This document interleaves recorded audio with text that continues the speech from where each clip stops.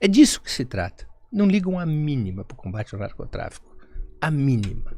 Você acha que, por exemplo, vamos imaginar então um cenário onde sim, aprovam o tráfico aqui como terrorismo, e aí com isso gera uma liberdade para os Estados Unidos intervirem aqui diretamente sem uma liberação do Congresso deles lá. Beleza. Isso não implica que os Estados Unidos venham a agir de uma forma aqui direta que não pontualmente contra o tráfico. Por que eu te digo isso? Porque qualquer ação, e entendendo que o nosso governo não simpatizante da política deles, né? Tanto é que eles querem invadir aqui porque a gente está mais próximo da China, enfim, são relações comerciais, são várias. Mas se ele vem e age aqui de uma forma direta, sei lá, com bombardeio ou com ação militar fortemente aqui que não contra o tráfico, isso é uma afronta não contra o tráfico, contra qualquer entidade que ele ativar aqui dentro, o governo vai retalhar. E tendo essa retaliação, vira uma guerra. E aí ele não pode seguir nessa guerra, porque aí ele, entende, teria que pedir uma permissão para seguir. Não, os Estados Unidos não podem intervir aqui nem para combater o tráfico. Não, sim, mas vamos imaginar que eles têm essa liberação, mesmo que aqui no Brasil, concordo. Qual é a batalha da extrema-direita aqui? Aparentemente, por hora, está controlado esse risco. Mas quando o Hugo Mota, presidente da Câmara dos Deputados, designou o ex-secretário de Segurança aqui de São Paulo, o Derrite, para ser o relator da lei anti-facção, qual foi um dos jabutis que o Derrite queria colocar? A classificação das organizações de narcotráfico como narcoterrorismo. Isso cria, do ponto de vista da legislação brasileira, isso não cria nenhuma autorização para os Estados Unidos intervir no Brasil. Cria uma história de cobertura e cria a possibilidade dos Estados Unidos reforçarem a sua estratégia. O Congresso brasileiro designou que o narcotráfico é narcoterrorismo, então deve estar no nosso alvo. O que os Estados Unidos fariam com a aprovação de uma lei dessa natureza?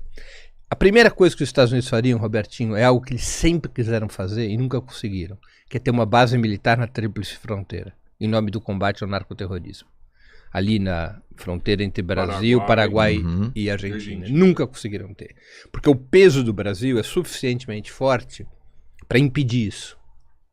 Mesmo que o Milei queira, não vai acontecer isso. Mesmo que o governo do Paraguai queira, não vai acontecer isso, porque o Brasil não aceita.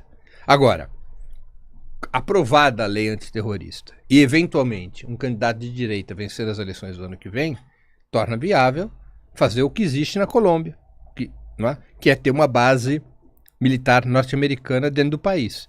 Veja que agora há pouco, nesse domingo que passou, nesse domingo, dia 16 de novembro, o governo Noboa, no Equador, submeteu a um plebiscito a decisão de criar uma base militar dos Estados Unidos no Equador. A população disse não.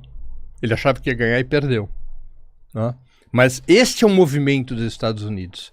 Fazer o que já faz na Europa, fazer o que já faz em outras regiões, implementar bases militares por todo o país. Porque o que está em jogo? Repito, não é o narcotráfico, é a disputa de hegemonia com a China.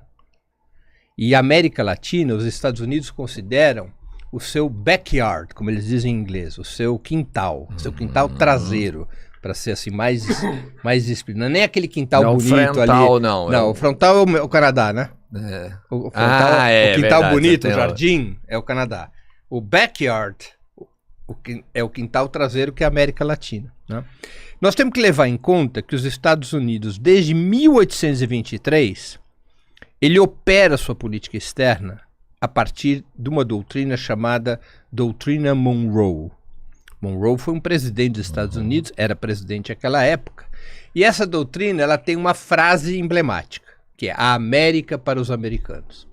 Tinha um duplo sentido essa frase, à época, em 1823. Tinha um sentido progressista e um sentido reacionário.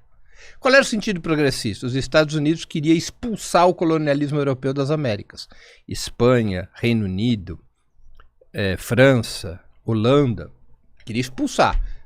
Não podia haver colonialismo europeu nas Américas. Essa é a parte progressista. Os Estados Unidos efetivamente apoiaram, em maior ou menor medida, muitas das lutas coloniais das lutas anticoloniais do século XIX. Né?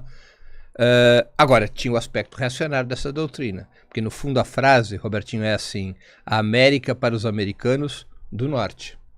Ou seja, América para os norte-americanos. Para os norte-americanos. Quer dizer, eles queriam ter a hegemonia da América Latina. Eles queriam fechar as Américas sob sua hegemonia. E assim foi por muito tempo. Essa hegemonia norte-americana sobre a América Latina só começa a se quebrar na virada do século. Do século XX para o século XXI. Né? Por quê? Uma série de fatores. Um deles é a vitória, o ciclo de vitórias de governo de esquerda na região, porque o neoliberalismo ele foi muito pesado para a América Latina nos anos 90. Criou muita desigualdade social, criou muita miséria, muita pobreza.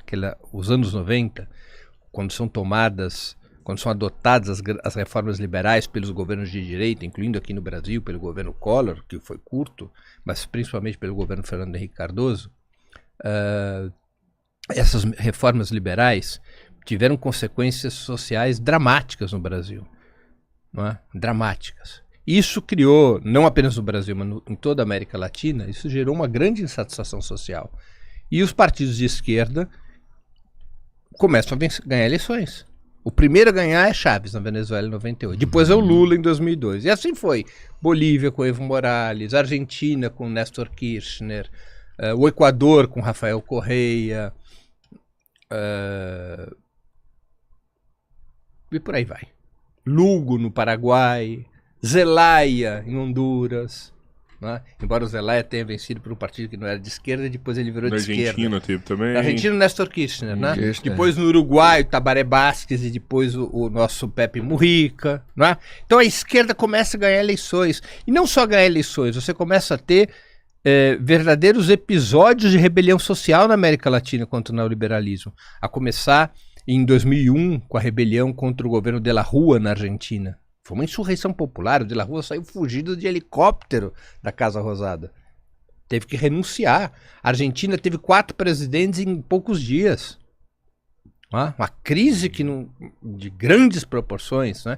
Então você teve, desde episódios de rebelião social, nesses últimos 25 anos, a começar pela situação argentina em 2001, mas se estende, vai chegar ali em 2019 ao chamado estalido social no Chile, depois na Colômbia. Você vai ter grandes rebeliões sociais e você também vai ter processos eleitorais nos quais a esquerda ganha eleições. Isso foi enfraquecendo a hegemonia norte-americana na América Latina. Foi enfraquecendo a hegemonia. Você foi criando um bloco de forças entre os governos de esquerda, especialmente graças à aliança entre Brasil e Venezuela.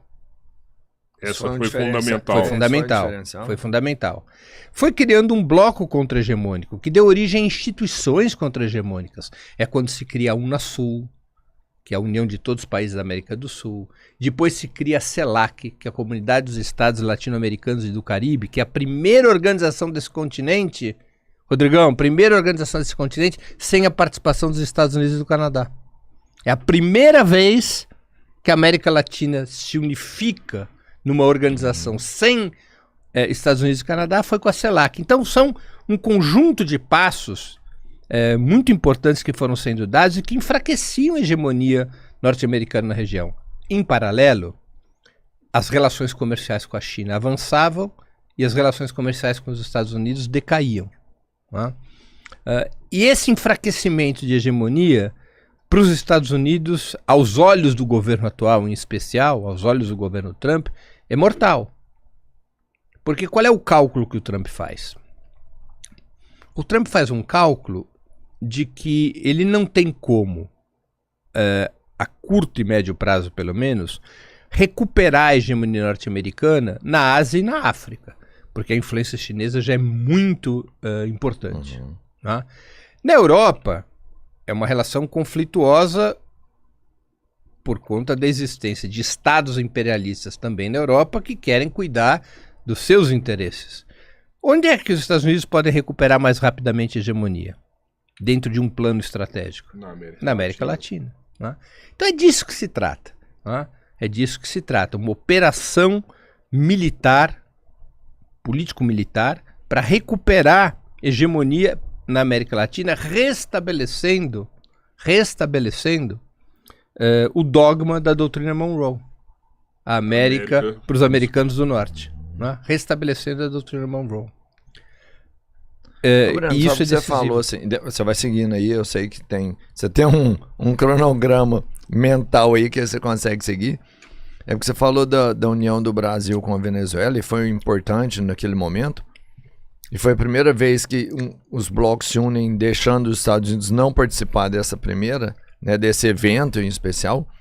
E o Mercosul, o que foi? O Mercosul de alguma forma interferiu nisso também ou não? O Mercosul é uma... Veja, o Mercosul jogou em certas etapas um papel positivo, até porque o Mercosul possui um grau de amadurecimento, de consolidação institucional maior, porque é mais antigo, né? Vem dos anos 80. Quem cria o Mercosul é o diálogo entre o governo José Sarney e o governo argentino da época, que era o Raul... Ui, me fugiu o nome dele.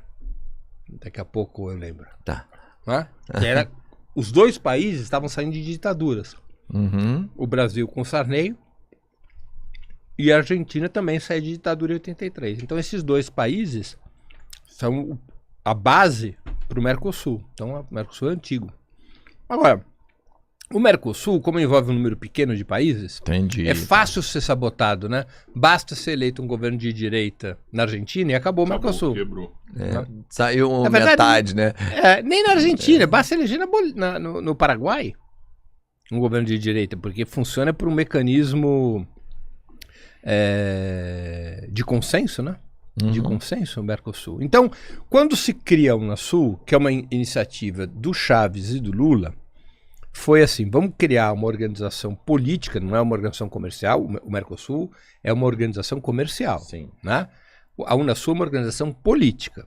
Vamos criar uma organização política, combinaram Chaves e Lula, para toda a América do Sul, para todos os países participarem, né? Que funcione como uma articulação para enfrentar os grandes problemas da região e para que possam ser impulsionados sem constrangimentos, possam ser impulsionados os projetos de integração da região. Sem também limitação ideológica. Todos os países podiam participar, governo de esquerda, de direita, não importava. Mas criar uma articulação política de todos os países da Unasul. Uma empatia entre os Isso foi vizinhos, criado, né? E a Unasul teve um papel muito importante nos primeiros 10, 15 anos. Claro, na medida em que governos de direita passaram a assumir, se enfraqueceu a Unasul, né? Porque aí você teve um período, porque isso tudo é meio que pendular, com exceção da Venezuela, país no qual se mantém um governo de esquerda desde 1999, né? Na América do Sul você tem um pêndulo. Você tem governos, hora é a esquerda, hora é a direita. Quando a direita vence, a direita é muito vinculada aos Estados Unidos. Aí enfraquece a Unasul, enfraquece o Mercosul, enfraquece a CELAC. A esquerda ganha. A esquerda é contra-hegemônica. A esquerda não quer que os países da América Latina fiquem subordinados aos Estados Unidos. A esquerda sabe também que sozinho nenhum país pode enfrentar a hegemonia norte-americana. Portanto, só a integração permite soberania na América Latina. E, portanto, isso leva a esquerda a defender o fortalecimento dessas instituições como Unasul, CELAC, Mercosul. A direita não. Você vê agora o que o Milei fez. O Milei fez um acerto comercial com os Estados Unidos por cima do Mercosul, dinamitou o Mercosul. Não? Então, nós temos que levar em conta essas características. A direita na América Latina, ela é um braço dos Estados Unidos na região. Ela representa, a direita latino-americana, aqueles setores do empresariado, da burguesia latino-americana, que estão absolutamente subordinados aos Estados Unidos. Enquanto que a esquerda, ela representa um projeto contra-hegemônico e, por isso, a tendência dos governos de esquerda é impulsionar a integração regional, para enfrentar essa hegemonia. Essa hegemonia é um grande problema para o desenvolvimento da América Latina. Impede a nossa industrialização. Perfeito. É aqui que os caras querem comprar as commodities e comprar... Olha. É a fazenda dos Estados Unidos, né? E não é só a fazenda. Os Estados Unidos querem controlar todo o processo econômico na América Latina. Não é apenas uma questão comercial, de comprar produtos agrícolas e minerais e exportar produtos industriais. Até porque nem é isso que acontece atualmente na relação comercial com os Estados Unidos, né? Sim. O Brasil exporta produtos industriais para os Estados Unidos. O problema é que os Estados Unidos querem controlar os processos econômicos da América Latina. Isso que significa controlar o agronegócio, controlar o sistema financeiro. Por que eles brigam com a história do PIX? Muita gente não estava entendendo. Por que os Estados Unidos está brigando com o PIX?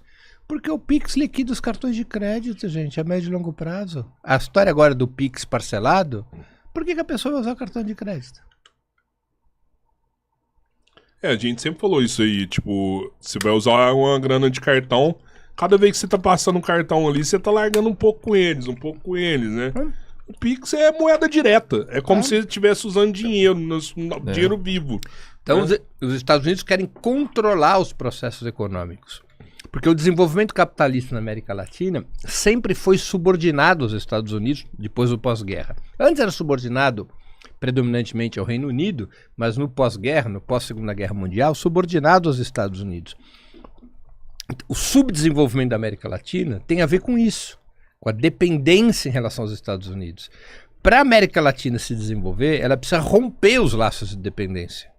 Ela precisa de soberania para poder tomar decisões que tenham a ver com os interesses do desenvolvimento regional e, no caso brasileiro, do nosso desenvolvimento nacional. Os Estados Unidos é uma oposição ao nosso desenvolvimento nacional.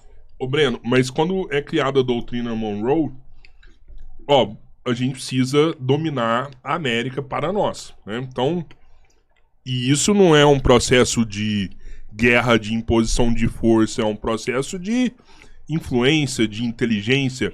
A gente vai precisar investir nesses processos, né? E a gente conseguiu monitorar esses processos, aconteceram. Até, eu sei que você vai me responder isso aí talvez lá na frente, mas eu vou deixar a pergunta aqui. Eu fiquei sabendo, por exemplo, que até o Lula já foi para os Estados Unidos participar de reuniões ali, foi treinado ali como sindicalizar nos Estados Unidos e voltou para o Brasil bem antes de ser presidente. Talvez atuava até como um agente duplo aí a favor dos Estados Unidos. O Lula é um agente da CIA? Eu já ouvi falar. Não. E a CIA tentou comprar o Brizola com esse negócio aí de América do Norte para os americanos. Tem muita lenda nessas histórias. O Lula, eu tenho dúvidas quando foi a primeira vez que ele foi aos Estados Unidos. Ele nunca fez nenhum desses cursos que o governo norte-americano e a central sindical norte-americana oferecia para os sindicalistas brasileiros. Eu conheço outros dirigentes sindicais que fizeram esses cursos, não me conste que o Lula tenha feito. Não é? Eu acho até que o Lula só foi aos Estados Unidos quando ele já era uma liderança formada. Antes não. Sobre isso eu não tenho certeza, mas eu tenho certeza que ele nunca fez esses cursos. Não é? O curso de sindicalista, mas e o de agente secreto? Não. Aqui no Brasil, o Moro fez, esses cursos no Brasil, esses cursos do sindicalismo norte-americano no Brasil, esses cursos se desenvolvem diretamente junto ao que era o sindicalismo pelego. Ou seja, que eram os dirigentes sindicais que ganham espaço em função da repressão da ditadura contra os sindicatos, contra os sindicalistas autênticos, que são reprimidos, que são presos, depois do golpe de 64. Quando há uma retomada da luta sindical, primeiro um ciclo curto, 68, 67, 68, e depois, finalmente, nos anos 70, quando há uma retomada ali, depois de 75, 76, começa a ter uma certa reativação do sindicalismo, os norte-americanos começam a pegar dirigentes sindicais vinculados à direita sindical e formá-los. O mais conhecido dos casos é o Antônio Magri, que foi um dirigente importante dos sindicatos eletricitários aqui em São Paulo e que depois foi ministro do Trabalho do Collor. Né? Ele é um caso mais emblemático. Então, os norte-americanos, pelo menos aqui no Brasil, eles não formaram sindicalistas da esquerda. A esquerda não participou desse tipo de formação. Né? o sindicalismo autêntico, que é de onde vem o Lula, não participou desse tipo de formação. Os sindicalistas vinculados à teologia da libertação, às comunidades eclesiais de base, em geral não participavam desse tipo de formação. Esse tipo de formação foi destinado à modernização dos pelegos.